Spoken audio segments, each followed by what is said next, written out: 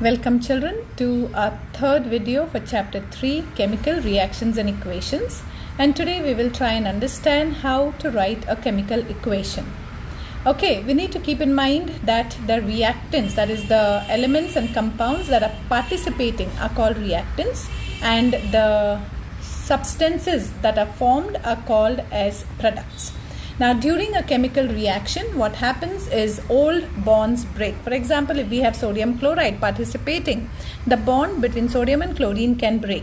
New bonds will be formed. And how do they form? The positive radical will break from the negative radical and combine with another negative radical. Okay, normally positive will not combine. So, one positive radical will break and combine with another negative radical. Reactants turn to products. It's not compounds, but reactants will turn into products. Okay, products are the substances that are formed. New products, new compounds, new elements can be formed. During a chemical reaction, rearrangement of elements take place. We need to keep in mind that no new element can be added into the reaction other than the reactants which are already there. For example, if carbon burns in presence of oxygen, C plus O2, it will give you CO2. There will be no hydrogen added, there will be no sodium added, there will be nothing else added. If carbon and oxygen are the elements participating, then carbon and oxygen only will be rearranged to give you a new compound made of carbon and oxygen. Okay. So while writing a chemical reaction, reactants are always written on the left hand side. Then products are written on the right hand side, and it is separated with an arrow. Okay, the arrow separates. Now when there are two or more elements or compounds that are reacting, then they are separated with a plus sign. You can see a plus sign here in between. For example, here zinc is reacting with copper sulfate, and you get zinc sulfate and copper. Why did we get zinc sulfate? Because we know zinc is positive element. During a chemical reaction, okay, zinc is double positive. Then copper sulfate, CuSO4, the bond between copper and SO4 has broken. So SO4 now double minus, that is 2 negative, is now free. So zinc goes and combines with ZnSO4. Since both are plus 2 ions, ultimately 2 and 2 will get cancelled and we get ZnSO4, zinc sulfate. These are the basics that you need to keep in mind, and therefore I said the valency chart is very, very crucial.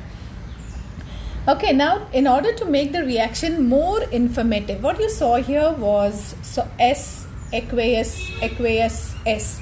Now in order to make the reaction more easy to understand and more informative, we add words like S. S for solid, aqueous. AQ stands for aqueous. That means copper sulfate crystals were dissolved in water. You have taken a solution, aqueous solution of copper sulfate. So G can be written for gas, L for liquid, S for solid. For heat, we normally take a triangle. When gas is given out, then we show an upward arrow, and when there is a precipitate, we can take a downward arrow. If there is a downward arrow, that means it is a precipitate that has been formed. Now look at the reaction here. CaCO3, calcium carbonate, is heated strongly. And what you get? Calcium oxide. So you see the bonds breaking from here and new bonds, new substances being formed. So calcium oxide. Now if you see from CaCO3, one oxygen is gone.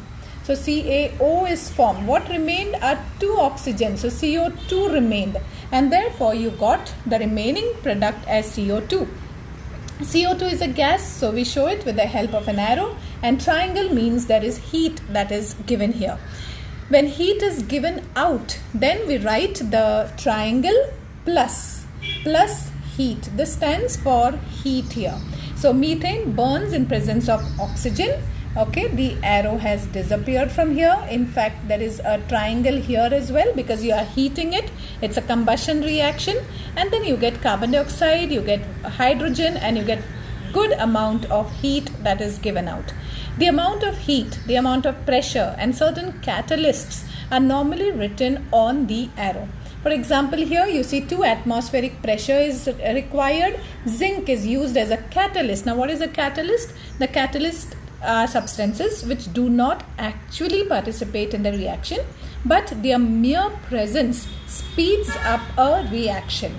Okay, so they are used to speed up a reaction. So zinc here is a catalyst and the temperature required is 500 degrees Celsius. So all these make the equations more informative. Okay, and so we can understand the conditions that are required as well. So we stop here and we will take balancing of chemical equation in our next video. So till then, take care. God bless. Bye-bye.